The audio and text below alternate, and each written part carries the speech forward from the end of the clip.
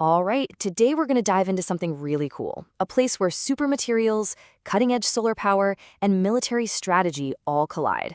We're going to see how one of the strongest materials on Earth could solve one of the biggest weak spots in modern defense.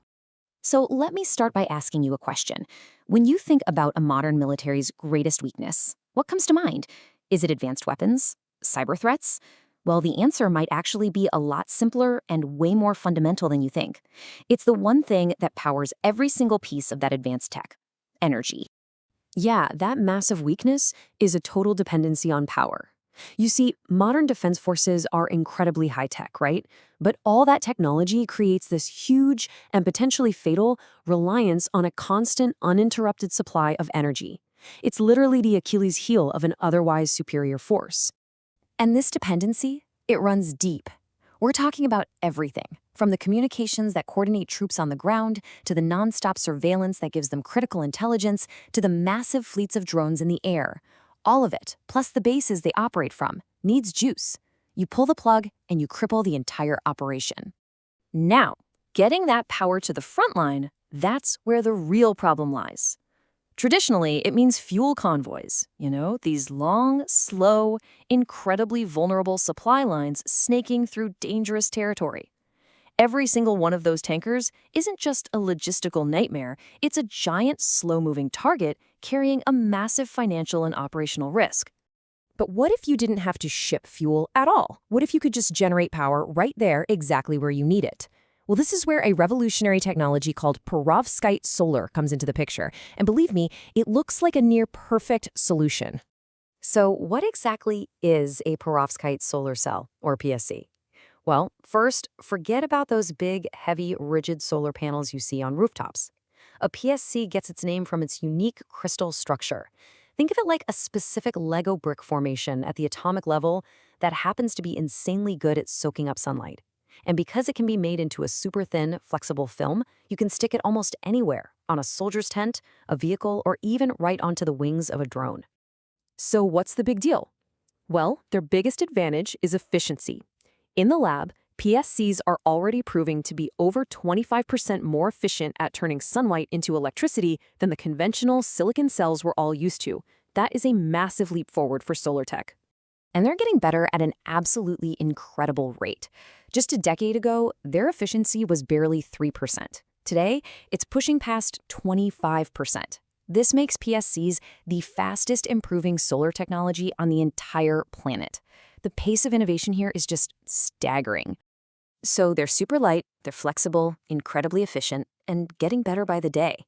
Sounds perfect, doesn't it? Well, for all of that incredible promise, PSCs have been held back by one critical, deal-breaking flaw.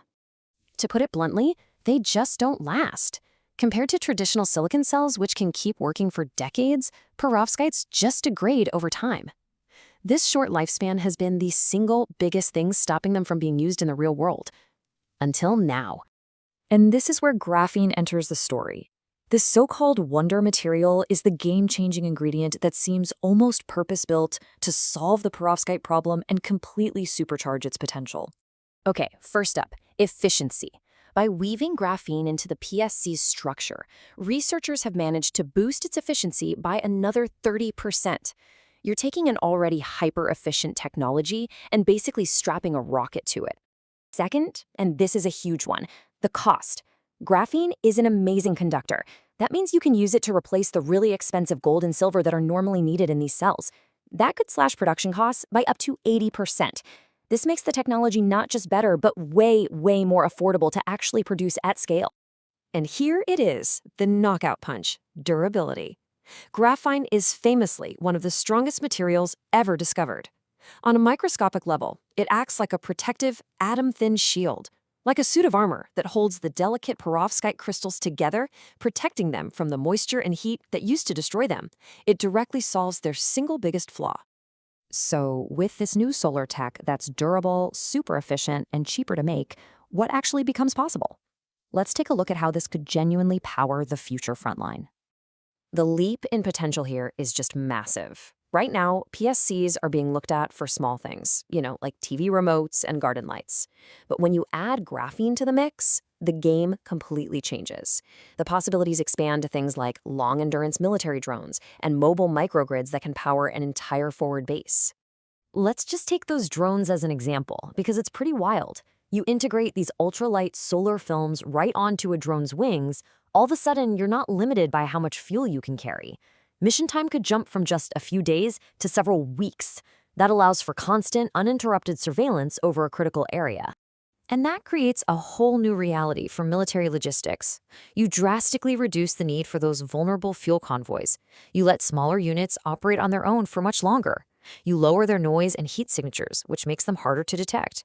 At the end of the day, you make the entire force more resilient and much more likely to survive. So, you see, this goes way beyond just a simple tech upgrade.